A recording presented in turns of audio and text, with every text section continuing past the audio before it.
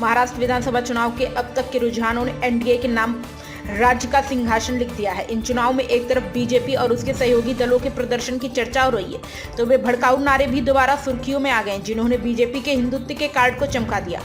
आइए आपको बताते हैं कि महाराष्ट्र विधानसभा चुनाव में कौन कौन से भड़काऊ नारे लगाए गए और उसका नतीजा क्या रहा।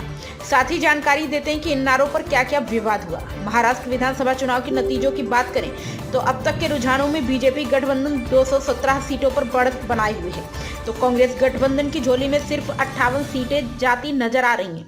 इनके अलावा 13 सीटों पर अन्य आ गए हैं। गौर करने वाली बात यह कि महाराष्ट्र विधानसभा चुनाव में कुल 288 सीटें हैं। इनमें से कांग्रेस ने 103 सीटों पर उम्मीदवार उतारे, तो शिवसेना उद्धव ठाकरे ने 96 और एनसीपी शरद गुट ने 87 सीटों पर चुनाव लड़ा था। महाराष्ट्र विधानसभा चुनाव के दौरान बीजेपी के नारे काफी ज्यादा चर्चा में रहे। दरअसल भगवा पार्टी की ओर से बटोगे तो कटोगे, एक है तो सेफ है जैसे नारे लगाए गए। खास बात यह है कि इन नारों का विपक्षी दलों ने जमकर विरोध भी किया। कांग्रेस नेताओं ने बटोगे तो कटोगे नारे को बेहद भड़काऊ और लोगों के बीच दरार डालने वाला बताया था। वहीं बीजेपी गठबंधन शामिल कई नेता इस नारे के विरोध करते दिखे थे। उन्होंने तो साफ तौर पर कहा था कि इस तरह के नारों को कतई जरूरत नहीं थी।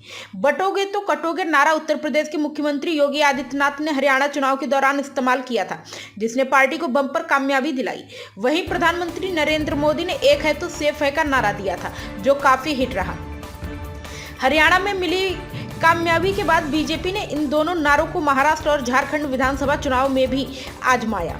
महाराष्ट्र में यह दाव हिट नजर आया क्योंकि इन दोनों नारों को हिंदू समुदाय को एकजुट करने की नजर से देखा गया। अब नतीजों को देखकर माना जा रहा है कि हिंदू समुदाय ने एकजुट होकर बीजेपी के समर्थन में मतदान किया, जिसके चलते पार्टी बम्पर जीत हासिल करने की ओर बढ़ रही है।